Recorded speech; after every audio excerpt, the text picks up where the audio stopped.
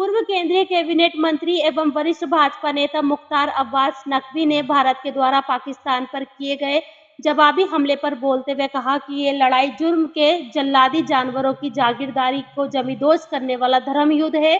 संपूर्ण मानवता की सुरक्षा के लिए धर्म युद्ध जरूरी था।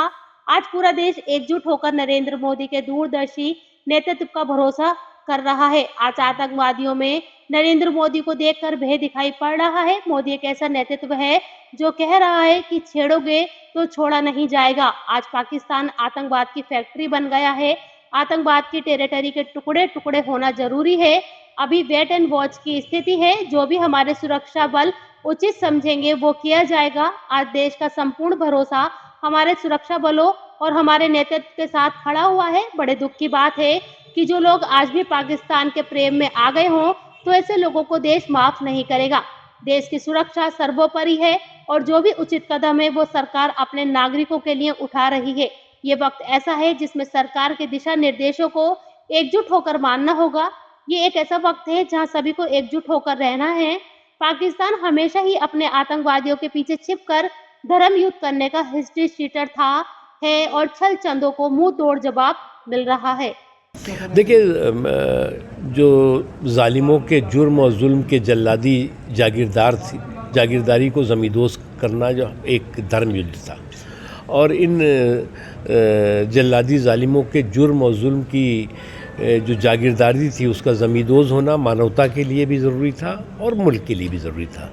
आज जो है पूरा देश एकजुट होकर के एक स्वर से जो है वो नरेंद्र मोदी जी के जो दूरदर्शी नेतृत्व है उस पर भरोसा है उसका, और वहीं जो है वो दुश्मनों का नरेंद्र मोदी जी को देख करके भय दिखाई पड़ रहा है। और ये भय निश्चित तौर से जो है वो इस बात का है कि वो ऐसा नेतृत्व है देश में हमारा जो कह रहा है कि अगर तुम छेड़ोगे तो छोड़े नहीं जाओगे, और वो इसका प्रमाण दिखाई पड़ा है। दूसरी चीज़ ये कि आज जो है वो पाकिस्तान टेररिज्म की एक फैक्ट्री बन गया है और एक टेरर की टेरिटरी बन गया है। उस टेरर की टेरिटरी के टुकड़े टुकड़े होना मुल्क के हित में है और संपूर्ण मानवता के हित में है। सर अभी टिमड़र है, पिक्चर बाकी है क्या sir? Let's wait and watch.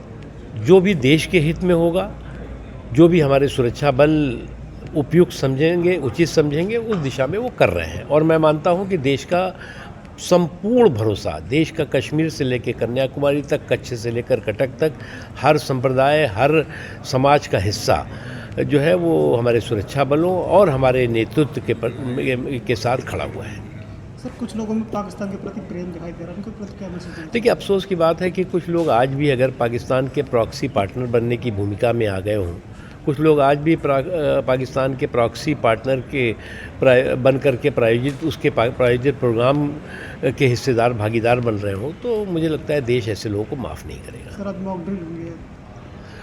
देश की सुरक्षा सर्वोपरि है और उसके लिए जो भी उपयुक्त है, जो भी उचित कदम है, वो सरकार अपने नागरिकों के लिए उठा रही है। और मैं मानता हूँ कि ये वक्त ऐसा है कि जिसमें कि जो सरकार के दिशा निर्देश हैं उसको जो है सभी को एकजुट होकर के उसको जो है वो सावधानी के साथ और साथ ही साथ जो है अनुशासन के साथ मानना होगा।